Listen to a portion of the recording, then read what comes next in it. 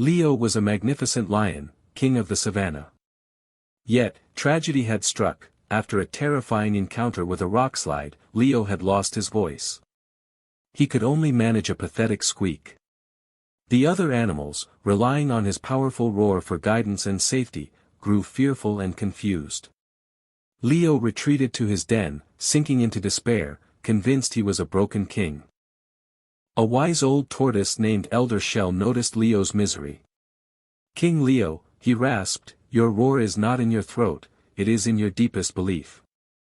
Elder Shell explained that Leo's subconscious mind, in a misguided attempt to protect him from another scary sound, the rockslide, had suppressed his voice. To reclaim it, he had to convince his inner mind that the roar meant power and safety, not danger. Leo began his exercise. The scene, every evening, he lay in silence and closed his eyes.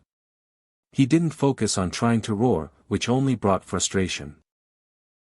The feeling, instead, he vividly recalled the feeling of his roar before the accident, the deep vibration in his chest, the thrill of commanding respect, the security it brought to his pride.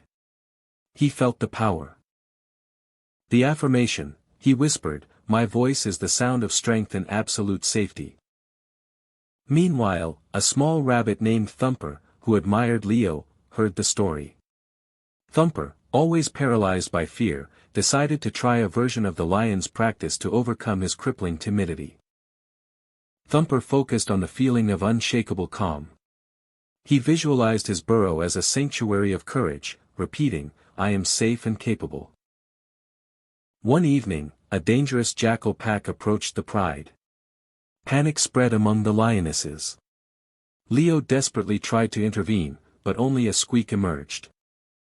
Suddenly, Thumper, who was close by, saw the fear in Leo's eyes. In that moment, the rabbit's months of mental practice kicked in. The feeling of, "I am safe and capable," was now his default. He didn't think to be brave, he was brave. Thumper stomped his powerful hind legs repeatedly, creating a thundering rhythm that echoed across the plains. The sheer, unexpected noise, coupled with the rhythmic thudding, jolted Leo. The sound of the stomping, so close to the old vibration of his roar, bypassed his conscious fear. Instinctively, the feeling of absolute power he had been imprinting on his subconscious surged forth. His chest swelled, and without effort, Leo threw back his head. A magnificent, earth-shaking roar erupted from his lungs.